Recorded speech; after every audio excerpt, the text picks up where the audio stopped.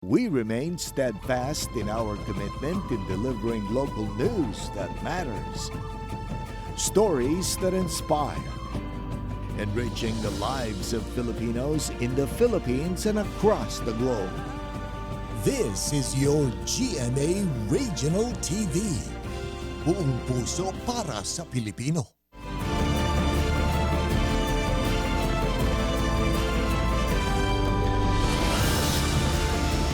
Ito ang GMA Regional TV 1 North Central Luzon. Masantos siyang aram na imbag malem, maya pagat panapon kapuso. Narito na ang One North Central Luzon. Hatid namin ang mga pinakamalalaki at pinakahuling balita sa Hilaga at Gitnang Luzon. Live mula rito sa GMA Dagupan Station, ako po si Chris Zuniga.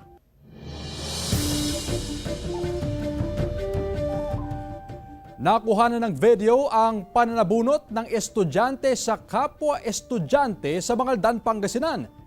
Tinutukan niya ni Claire Lacanilaw. Sa cellphone video, makikita ang biglaang pagsabunot ng isang estudyante sa isa pang estudyante sa loob ng isang paaralan sa Mangaldan, Pangasinan. Nagtamo ng galos at sugat sa iba't ibang bahagi ng katawan ng 16 anyos na si Grace. Hindi niya tunay na pangalan. Bago ang insidente, matagal na umanong nakararanas ng pambubuli ang biktima mula sa grupo ng estudyante. Parang hinahanap-hanap po nila ako ng makipag-away sa kanila. Kurso na daw po nila ako na awayin kasi tahimik po ako. Kasi hindi pa ako kilalang pala-away, tapos ganun po yung nangyari sa akin. Kaya hindi pa ako nakikipaglaban kasi may sakit din po ako sa asma. Bawal pa ako mapagod.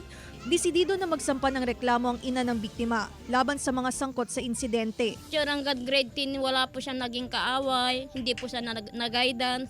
Ngayon lang po ma'am, yung pinagtripan siya. Ayon sa nanabunot na si Dayan, hindi niya tunay na pangalan. Dahil sa inis kaya nagawa niyang saktan ng biktima. Nagsisisi raw siya sa ginawa. Sinabunutan din po ako dati. Sa Makayog. Tapos ipopost daw po nila. Nung barkada niya po. Doon po, nainis po ako noon. Gusto ko po mag-sorry. Nadala lang po talaga ako sa inis ko noon. Tiniyak ng pamunuan ng paaralan na hindi nila kinukonsinti ang anumang uri ng karahasan sa eskwelahan. Tinututukan ng mga advisors ang kanilang mga estudyante at itinuturo po sa kanila yung hindi magandang naidudulot nitong bullying. Kasama si Henry Dominsil, Claire Lacanilaw, 1 North Central Luzon. Naghihinagpis at nananawagan ng tulong sa gobyerno ang mga kaanak ng Pangasinenseng OFW na nasawi sa kaguluhan sa Israel. Yan ang tinutukan live ni Jasmine Gabriel Galban. Jasmine? Chris, dumating na dito sa Binmali, Pangasinan yung asawa o yung mister ng OFW na namatay sa Israel. Ang kanilang panawagan sa gobyerno ay tulong na agad maiuwi dito sa bansa ang mga labi ni Angeline. Hindi ko matanggap. Kahit na sino magulang, hindi niya matatanggap na mawawalan siya ng anak. Kahit na marami akong anak, gusto ko kapiling sila lahat.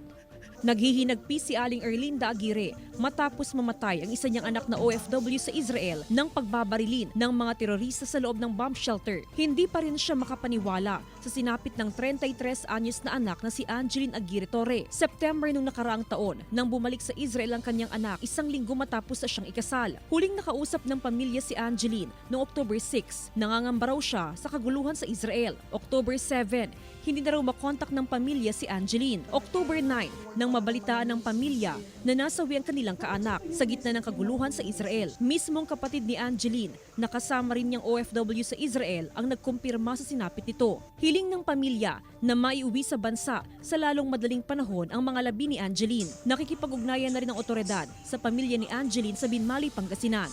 Siyempre ang gusto kong mangyari, maiuwi agad yung anak mo. Nagluluksa rin ang kaanak sa sinapit ng isa pang OFW sa Israel na si Paul Vincent Castelvi. Tubong City of San Fernando sa Pampanga si Castelvi. Sabi ko, hindi ko po matanggap na mawawala yung anak ko. Napakasakit po sa akin na mawala yung anak ko. Napakasakit po sa amin na biglang-bigla po.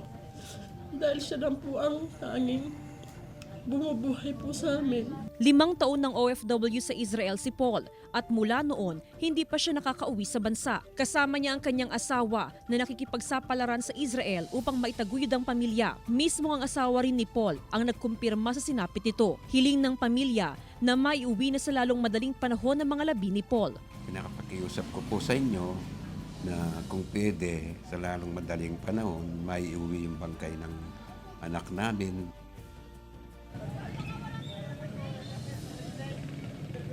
Chris, simula pa kini ng umaga ay tuloy-tuloy na yung pagkikipag-ugnayan ng provincial government, ganun din ang local government unit sa mga kaanak ni Angeline para malaman din yung kanilang sitwasyon sa ngayon. Simula pa kahapon ay tuloy-tuloy din yung pagkikipag-ugnayan ng OWA sa mga magulang ni Angeline. Samantala, Chris, ongoing naman yung profiling na isinasagawa ng OWA sa mga OFW sa Region 1 na kasalukuyang nasa Israel. Chris? Maraming salamat, Jasmine Gabriel Galban. Kinumpirma ni Pangulong Bongbong Marcos na nakausap na niya ang kaanak ng mga namatay sa gera sa Israel. Sa kanyang Instagram, sinabi ng Pangulo na ginawa niya ang pinakamahirap na phone call bilang isang presidente. Kaisa raw ang bansa sa pagdadalamhati ng mga pamilyang naiwan ng 2 nasawi. Tiniyak ni PBBM na magpapaabot ng tulong ang gobyerno sa mga naulila nilang pamilya. Lalo naman daw paitingin ang paninindigan ng bansa para sa pandaigdigang kapayapaan. Samantala, isa ang patay habang isa ang sugatan matapos na bumangga sa puno ang sinasakyang van sa Marcos, Ilocos Norte. Sundan sa report ni Claire Lacanilaw. Patay ang 50 anyos na babae matapos bumangga sa puno ang sinasakyang van sa Barangay Valdez Marcos, Ilocos Norte. Sugatan naman ang 54 anyos na kanyang mister na nagmaneho ng van. Sa investigasyon, nakaidlip ang driver kaya nawala ng kontrol sa manibela. Nasawi ang isang construction worker matapos bumangga sa puno ang minamanehong motorsiklo sa Barangay Suyo, Dingras, Ilocos Norte. Nakilalang biktima na si Edwin Acosta, 27 anyos. Pauwi na ang biktima galing sa trabaho na mangyari ang aksidente. Nawala ng kontrol sa manibela ang rider habang nasa pakurbang bahagi ng kalsada. Matulin daw ang patakbo ng biktima ayon sa PNP. Tumagilid ang isang truck na may lamang mga manok sa bahagi ng Barangay Tuliao, Santa Barbara, Pangasinan. Nawalan daw ng kontrol ang driver dahil sa pag-overtake ng isang kotse. Wala namang nasugatan sa insidente. Sumalpok ang van sa isang bahay sa bahagi ng Barangay Lublob, Alfonso Castañeda, Nueva Vizcaya. Ayon sa otoridad, nawalan ng kontrol sa manibela ang driver sa pakurbang bahagi ng kalsada. Nagtamo ng minor injuries ang driver at may-ari ng bahay. Claire Lacanilaw, 1 North Central Luzon. Pagbaba ng singil sa kuryente ngayong Oktubre, asahan ayon sa DECORP. Ang detalye sa report. Mula sa 5,000 pesos na bill ng kuryente kada buwan, nasa 1,500 na lamang ang babayaran ni Ernesto ng Barangay Lucaw, Dagupan City. Ang kanyang sekreto? Makatipid, tapos solar na lang. Naglagay na rin ako ng solar. Bumaba, dati 5,000, ngayon 1,500 na. Asahan pa raw ang pagbaba ng singil ng kuryente ng Dagupan Electric Corporation o DECORP ngayong Oktubre dahil sa 57 centavos per kilowatt hour na bawas singil sa generation charge. Mas mababa siya kasi mas mababa yung presyo sa market. Mababa din yung mga kuha namin sa mga power suppliers namin. Blended generation o galing din sa iba't ibang kumpanya ng langis ang supplier ng DECORP mula sa geothermal, solar, coal at iba pang power source. Ang kagandahan kasi nun, kung naka 100% contract ka sa isang supplier lang, kung nagtaas siya ng presyo, wala kang pambalanse.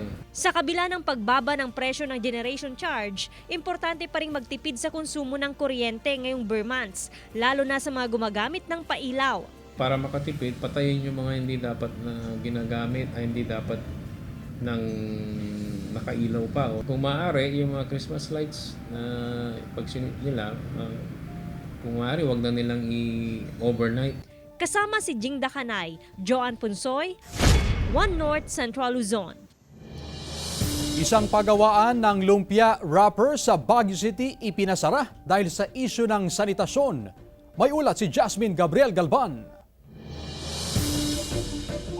Ipinasara ng lokal na pamahalaan ng isang lumpia factory sa bahagi ng Hilltop Market sa Baguio City dahil sa kawalan ng business permit at issue sa sanitation. Una rito, nagsagawa ng inspeksyon ng Environmental Health and Sanitation Division ng CHO sa lugar. Dito na diskubre ang iba't ibang paglabag. That is a joint operation again with our licensing kami and our Public Order and Safety Division. Ipinahinto rin ang operasyon ng isang paggawaan ng taho sa syudad dahil din sa issue ng sanitasyon. Anumang oras ay pwede namang magpatuloy ang operasyon kung tatalima sa mga umiiral na sanitation code. Ganun din sa pagkakaroon ng business permit. Alam naman natin seryoso po yung ating LGU sa pagpapatupad nitong mga requirements na ito to make sure that you are compliant with all the requirements at isipin din po natin yung kalagayan at kapakanan ng ating mga consumers. Patuloy ang pag-issue ng lokal na pamahalaan ng notice to comply sa mga negosyanteng nakitaan ng iba't ibang paglabag sa kanilang inspeksyon. Sa oras na hindi tumalima, sunod ang pagpapasara sa kanilang mga negosyo. Kasama si Daryl Peralta, Jasmine Gabriel Galban,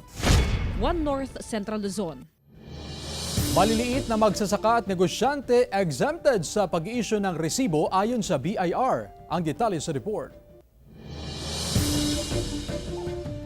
Binigyan ng exemption ng Bureau of Internal Revenue ang pag-i-issue ng resibo ng mga magsasaka at maliliit na negosyante na may kabuang kita na hindi lalampas sa 1 milyong piso kada taon. Hindi na umano kailangan mag-apply ang isang negosyante o magsasaka ng resibo. Isa pang ano gastos sa aming mga magsasaka kung magpapagawa pa kami ng resibo para pag nagbenta kami. Dahil dito lang kami sa bukid. So okay lang sa amin na wala ng resibo. Malaking ginhawa po sa amin. Saka yun din sa mga namimili kasi hindi na namin sila i-issuehan po ng resibo po. Ayon sa BIR Calasiao District Office, kasama sa exemption ang mga supplier, seller, producer, contract growers at miller ng mga agricultural food products. Kailangan pa rin umanong i-record ng mga taxpayer ang kanilang kita sa Book of Accounts. Mga ating agricultural farmers or producers na ang gross sales or revenue is less than 1 million pesos. Based po dito sa revenue regulation po na ito, hindi na po sila required na mag-issue ng resibo. This is in compliance po sa ating ease of doing business. Kasama si Henry Duminsil, Claire Lacanilaw, One North Central Luzon. Ito ang GMA Regional TV 1 North Central Luzon.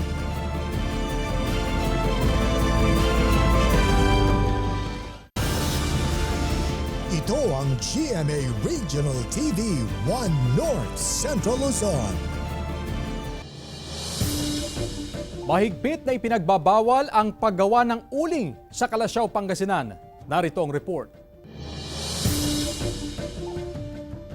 Mahigpit na ipinagbabawal ang paggawa ng uling sa Calasiao, Pangasinan.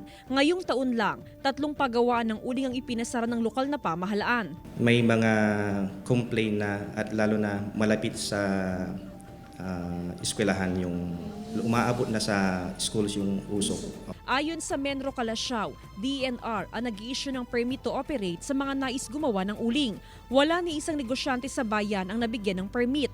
Kaya mahigpit ang monitoring ng tanggapan sa mga barangay na dati nang gumagawa ng uling. At para hindi matigil ang negosyo ng ilang charcoal maker, sa ibang bayan na sila nag-uuling.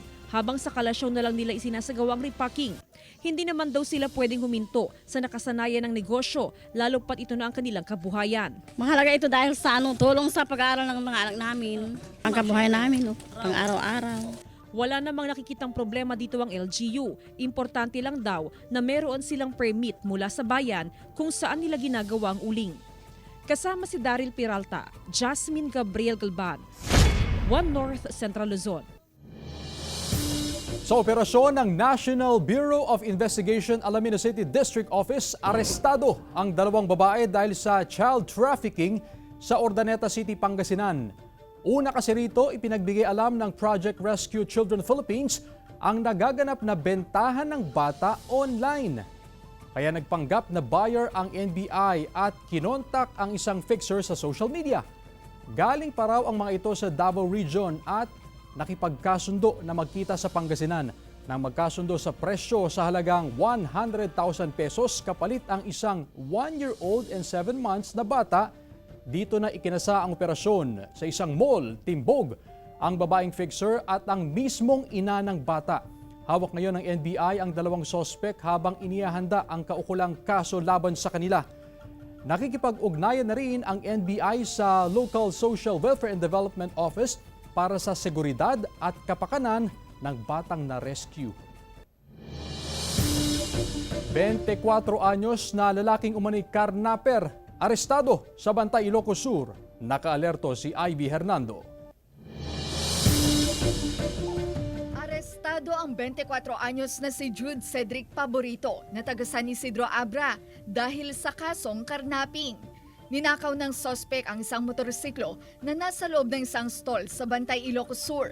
Naiwan ang susi sa motorsiklo kaya napaandar ng sospek. Kasama pa sa mga tinangay ang dalawang helmet. Sa follow-up investigation, natuntun ang sospek at motorsiklo sa Abra. Malaking tulong daw ang backtracking ng PNP sa mga CCTV footage sa pagkahuli ng sospek. Arestado ang mag-live-in partner sa bypass operation ng otoridad sa Barangay Rizal, Cabugao, Ilocos Sur. Nakuha sa mga sospek ang 9 na pakete na naglalaman ng hinihinalang shabu. Nagkakahalaga ang mga ito ng 340,000 pesos. Matagal na raw na minamanmanan ng otoridad ang iligal na aktibidad ng dalawa. Naharap ang mga sospek sa kasong paglabag sa RA 9165 o Comprehensive Dangerous Drugs Act of 2022. Nasabat ng pulisya ang 77 piraso ng nara sa border ng Badok, Ilocos Norte. Ayon sa pulisya, imbes na tumigil sa checkpoint, humarurot ang driver ng close van kaya hinabol ito ng mga pulis. Nakita sa close van ang mga nara na nasa mahigit 1,220 board feet ang haba. Nagkakahalaga ang mga ito na mahigit 240,000 pesos. Dahil kinokonsiderang supreme species ang nara, naharap sa kasong paglabag sa Forestry Reform Code ang mga sakay ng close van. Sinusubukan pa ng GMA Regional TV 1 North Central Luzon na makuha na napahayag ang mga sakay ng close van. Ivy Hernando, 1 North Central Luzon. Problema ng otoridad ang pagnanakaw ng mga takip ng manhole sa Dagupan City. Narito ang report. Nadiskubre ng lokal na pamahalaan na nawawalang ilang takip ng manhole sa A.B. Fernandez Avenue sa Dagupan City. Ninakaw umano ang mga manhole cover. Dagdag pa ng City Engineering Office at PNP, ang mga ninakaw na manhole cover ibinebenta sa mga junk shop. Nahuli na raw ng pulisya ang sospek sa pagnanakaw. Kung tayo ay bumibili ng mga murang gamit, murang mga binibinta na alam natin na mga government properties o pagmamayari ng mga iba, maging mapanuri tayo kasi maaari tayong makasuhan ng anti-fencing law. Delikado raw ito ayon sa mga motorista at residente. Napakadelikado po. Pag hindi po namin mapapansin na butas po yung manhole na wala pong takip, may posibilidad po na madidisgrasya po yung mga pasaheros po namin. Kasi pag minsan, nung may nasira dyan na manhole na isa yung hindi pa nagagawa, may nalaglag po dyan na jeep. Tapos yun, mahirap din sa kanilang nagpapasada. Agad na nilagyan ng City Engineering Office ng pansamantalang wood cover ang mga nakatiwangwang na manhole para makaiwas sa disgrasya. 16 na manhole cover ang tinutunton ng City Engineering Office. Tinitignan na rin daw nila ang lahat ng CCTV footage. Samantala, ang DPWH Pangasinan 2nd District Engineering Office na may proyekto ng drainage system, pinapalitan na rin ng sementadong takip ang mga manhole. Kasama si Jing Dakanay, Joan Punsoy, 1 North Central Luzon. Ilocos Norte wagi bilang Philippines Best Tourism-Oriented LGU. Sundan sa ulat ni Gab De Luna. Panalo ang Ilocos Norte bilang Best Tourism-Oriented Local Government Unit sa Association of Tourism Officers in the Philippines and Department of Tourism Pearl Awards 2023. Nauna nang nanalo sa taong 2018 sa parehong award ang probinsya. Isa raw sa nagpanalo sa Ilocos Norte ang aktibo nitong turismo bagamat nakaranas ng pandemya. Panalo rin ang Lolita is In na video campaign ng Ilocos Norte Tourism bilang Best Tourism Promotion Video sa Pearl Awards. Nagtipon-tipon ang mahigit 5,000 guro mula sa pribado at pampublikong paaralan sa Ilocos Norte para sa ANARAAR 2023, ang sariling selebrasyon ng Teachers Day ng Ilocos Norte Schools Division Office. Ang ANARAAR ay isang salitang Ilocano na ang ibig sabihin ay unang liwanag sa kalangitan bago ang bukang liwayway. Ipinamalas ng mga guro sa programa ang kani-kanilang mga talento. Nagkaroon ng sayawan, kantahan at recognition sa mga outstanding teachers. Bakas ang tuwa at pagkakaisa sa mga guro. Taon-taon daw itong ginaganap bilang pagpupugay sa mga pangalawang magulang ng bawat estudyante. Namigay rin ang Division Office ng papremyo at iba pang regalo sa mga guro. Aabot sa mahigit 200 fruit-bearing trees ang itinanim sa sitio Haduan sa Barangay Marcos Village, Mabalacat City, Pampanga. Isang yamang lupa na pinapakinabangan din ng mga katutubong Aita na nangangalaga at nakatira rito. Para mapreserba at mapalago pa ito, isa ang lugar sa mga pinapangalagaan sa pamamagitan ng tree planting activities. Nature adventure kung ituring dahil hindi ka lang makatutulong sa kalikasan, dahil tiyak na mag-e-enjoy din sa iba't ibang aktibidad na pwedeng gawin bago makapunta sa planting site. Gab De Luna, 1 North Central Luzon.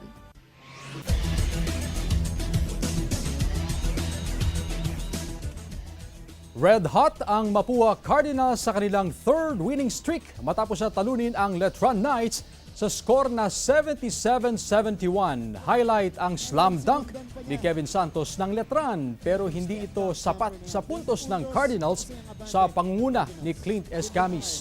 Wala pang panalo ang defending champion na Letran Knights. Abangan bukas, October 13, ang pagharap ng San Sebastian Stags at Perpetual Altas sa Game 1 at Arellano Chiefs laban sa EAC Generals sa Game 2, 2 p.m.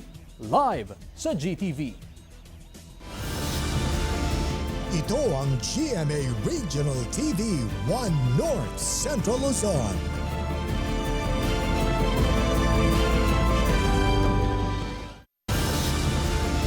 Ito ang GMA Regional TV 1 North Central Luzon. Nakalutang at wala ng buhay nang matagpuan ang 83 anyos na lalaki na kinilalang si Eusebio Baraceros ng Barangay Barakbak, Sinait, Ilocos Sur. Ayon sa otoridad, mismong ang kanyang kaanak ang nakakita sa bangkay ng kanyang ama. Sa investigasyon, posibleng inatake ang lolo habang nasa ilog at posibleng nalunod. Ayon sa PNP, kumbinsido naman ang pamilya na walang foul play sa nangyari. Wala tayong nakitang foul play kasi itong matanda ng previous days, nakakaramdam siya ng pagkahilo. Lumusong sa ilog at doon nagkataon yung pagkalunod.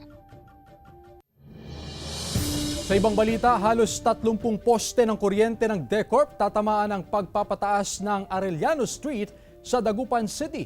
Narito ang report. Halos hindi na nagkakalayo ang distansya ng pinataasang drainage system sa mga kable sa Arellano Street, Dagupan City. Ilang negosyante ang nangangamba rito. Delikado po siya kasi siyempre sa roof natin ay baka sumagi. Aminadong Dagupan Electric Corporation o DECORP na ilan sa mga kable ang kanilang pagmamay-ari. Sa katunayan, halos 30 poste ng kuryente sa Arellano Street ang tinamaan o tatamaan ng road elevation project. Kaya puspusan ng pagpapatayo ng bagong konkretong poste. May mga challenging situation kami kasi may mga buildings na dyan na existing na kung i-atras mo yung poste, yung aming wire tatama doon sa kanilang building. Kaya ang ginawa namin, naglagay kami ng mas mahabang cross arm na tinatawag namin. Tiniyak ng DECORP na hindi maapektuhan ang supply ng kuryente sa lugar. Kasabay nito ang isasagawang clearing operations o pagbubunot sa mga poste ng kuryente na hagip ng drainage project at road rehabilitation. Yung week ng October 23, yung mga poste na naiwan doon na nasa gitna ng mga ginagawa nilang drainage, ipupull out na namin lahat yun. Kasama si Jing Dakanay, Joan Punsoy, 1 North Central Luzon. Isang paaralan sa Cagayan ang binaha dahil sa pag-ulan na dulot ng localized thunderstorms. Tutukan sa report. Nakaranas ng malakas na buhos ng ulan ang ilang bahagi ng Cagayan, bunsod ng umiiral na localized thunderstorm. Binahang isang paaralan sa bayan ng Ballesteros, dahilan para suspindihin ang klase sa lahat ng antas sa bayan. Ayon sa PDRRMO, namuong tubig ang dahilan ng biglaang pagbaha. Nangyayari yan sa mga maraming municipalities natin, particularly dahil medyo plugged yung kanilang drainage system. Suspendido rin ang biyahe ng mga ferry boats sa probinsya, ganun din ang paglaot ng mga mangingisda dahil sa umiiral na gale warning. Bagamat may ilan na pinayagan ng Philippine Coast Guard, basta't hindi lalayo sa municipal waters. Pwede man silang pumalaot, ma'am, pero malapit lang, at least 2 kilometers from the shoreline lang. Dalawang low-pressure area naman ang binabantayan sa loob ng Philippine Area of Responsibility o PAR. Namataan ng pag-asa ang isang LPA sa layong 860 kilometers silangan ng Eastern Visayas, habang ang pangalawang low-pressure area ay nasa 135 kilometers kanluran ng Coron, Palawan. Mababa naman ang tsansa ng mga nasabing LPA na maging bagyo. Ang LPA na nasa east of Visayas, inaasahang sasama bilang trough extension ng isang super typhoon na may international name na Bulaven. Sa mga susunod na oras, unti-unting lilihis papalayo sa PAR ang nasabing super typhoon. Kasama si Daryl Peralta, Jasmine Gabriel Galban, One North Central Luzon. Mga kapuso, sa umiinit na eksena sa Maging Sino Ka Man, nakatanggap ng magkasunod na sampal si Gilbert na ginagampanan ni Juancho Trevino mula kay Belinda na ginagampanan naman ni Jean Garcia matapos itong madiskubre ang pagkakamal ng pera mula sa kumpanya nito. Habang punong-puno ng twists and turns ang nabubuong relasyon sa pagitan ni Carding at Dino. Napilitang sumali sa Miss Gay si Dino para kay Carding at sa mga batang inaalagaan nito. Tuluyan na nga bang nahuhulog ang loob niya kay Carding? Sundan ang kapanapanabik na eksena sa Maging Sino Ka Man, 8 p.m. pagkatapos ng 24 oras. Mga ipinagmamalaking produkto ng Quirino Province ibinida sa isang launching at marketing activity na ginanap sa Maynila. Tunghayan sa report. Sa ginawang product launching and marketing, ipinakilala ng Provincial Government of Quirino ang kanilang iba't ibang livelihood products sa pamamagitan ng Quirino Livelihood for Everyone o Q-Life, isang proyekto na layong magbigay ng kabuhayan sa bawat pamilya na umaasa lang sa maliit na kita. Nagsimula po na mag-introduce ng livelihood projects sa pamamagitan po ng pagbibigay ng mga piglets o swine sa aming mga communities at magbigay din po ng livestock for fattening and also for breeding. Tampok sa launching ang mga produkto na likha sa mga natural na yaman ng lalawigan.